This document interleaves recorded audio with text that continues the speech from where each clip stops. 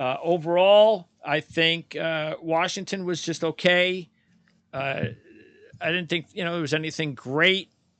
If you take a look at, and again, we were talking about the quarterback position and exactly what was going to be the deal there.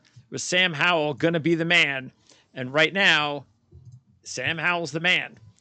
So Washington went ahead and shocked everybody by going with Forbes at 16. So this was definitely, and it's funny too, because, I every time I brought up Forbes when we were talking about corners and you were talking about like 5 or 6 guys, and then I would throw Forbes in like in the mock draft or something, I'd throw Forbes in and you would almost like kind of keep dismissing this guy. Like, yeah, don't bring him up. Yeah. Okay. Yep. Yeah. Because we're talking about mock draft. We're talking about first round, Greg. But the kid gets drafted, and look, we know what kind of playmaker he was, and that's great. Yep. But wow, that was a little bit surprising for him to go 16. They did get Martin in the second round.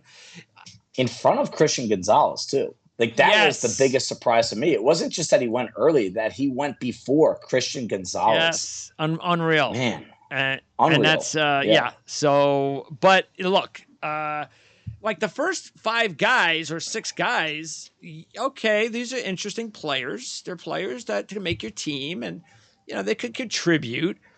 But that's not what this team needs. This team needed to add a couple of players, and I don't see that.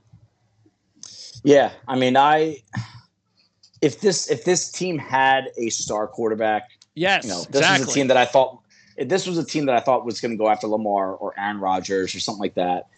If they had one of those guys, this draft would make a little bit more sense. And honestly, I don't know what else they could have done. Like, it's hard for me to say. I mean, to go into the draft in the NFC East, which is getting more and more competitive every year, as Sam Howell as the guy on this roster, and this is the draft that you walk away from, it's a tough sell that this is going to work out for them in terms of, immediate contributions. And how much longer does Ron Rivera have there? That's the question. With new ownership coming into play at some point. That's going to be a big part of the question here. But, other than quarterback, defensive back was my top need for this team.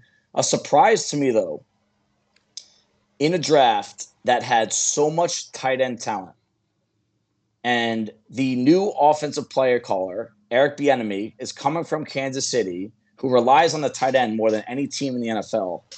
They don't use one pick on a tight end. They're going to go into this. Eric Bieniemy is going to go from Travis Kelce and Patrick Mahomes to Sam Howell and Logan Thomas. And they had opportunities. They had multiple opportunities to bring in one of these tight ends, including whatever tight end they wanted in the first round. And I get Forbes is their guy, and I love Jartavius Martin. I had a first-round grade on Jartavius Martin. He went in round 2. But to walk out of this draft, and one of the strengths that I had for this team, I did a lot of studying on this team leading up to the draft. I thought their offensive line was deep enough that they didn't have to address it early. Yes, did Braden Daniels and Ricky Stromberg, did they move the needle a little bit? But I don't think either one of these guys sees the field in year 1. And they're still going to be marching out Logan Thomas, John Bates, and Cole Turner at tight end. Yeah, besides the tight end, also, they're we signed Cody Barton. Okay, what is that? Yep. Oh, well, he's played a lot of games. Yeah, it's a special team. Okay. That's what he is. So they did nothing there, and they did nothing. Look, unless they make a trade, which is not going to happen now, I guess, because the draft is over. Yeah, I guess they're all in now. I mean, are they going to pay both Sweat and Young?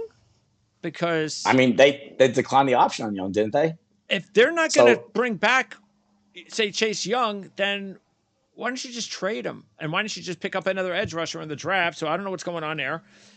Maybe that's the plan. I don't know. Yeah. So and they did draft 2 edge defenders. Oh, you mean like in the 5th and 7th round? Yeah. KJ Henry and Andre Jones. But I mean, look, when you look at Forbes and Martin, at least you go, all right, well, they did one thing. Sort of like what we talked about with, I forget what team we were talking about, the defensive tackle, the Bears. Well, at least they fixed, I don't really like it, but all right, their draft, but all right, at least they fixed the interior defensive line. That's like Washington. All right, don't really like the draft, but at least they fixed. And not that I think they don't need some additional help, but at least the whole defensive backfield is just better now. No doubt about that.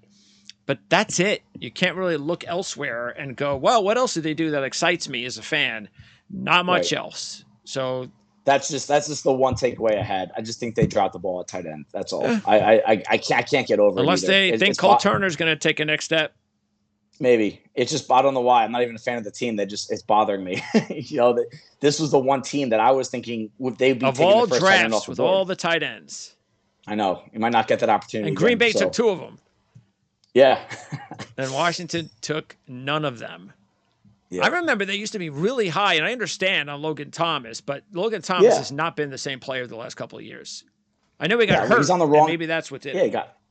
And he's on the wrong side of 30 too. And I hate to say it, but that's, you have a few injuries and you're on the wrong side of 30 and you weren't a very explosive athlete to begin with. You're just another guy at some point.